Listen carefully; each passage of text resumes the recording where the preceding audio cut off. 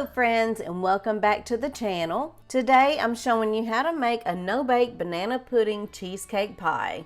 This is a quick recipe, so don't blink. We're starting off with one 8-ounce package of softened cream cheese, 1 teaspoon of vanilla. Grab yourself a mixer and mix up that cream cheese and vanilla until it's nice and creamy.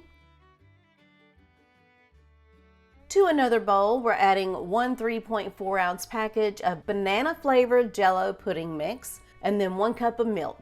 Grab yourself a wire whisk and whisk up your pudding mixture for about 2 minutes or until it's nice and creamy.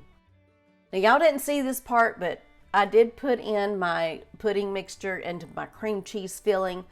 Use a mixer, mix that up until it's nice and creamy as well. Now one other thing I forgot to show you is I did add a half of an 8-ounce package of whipped topping to this. I folded that in before adding my bananas. Add yourself 2 sliced bananas to your pudding mixture and fold that in until well combined.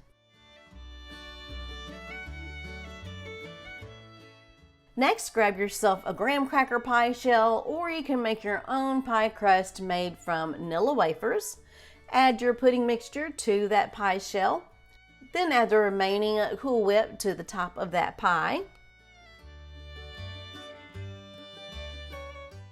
Once you've done that, spread out that Cool Whip until it's nice and even.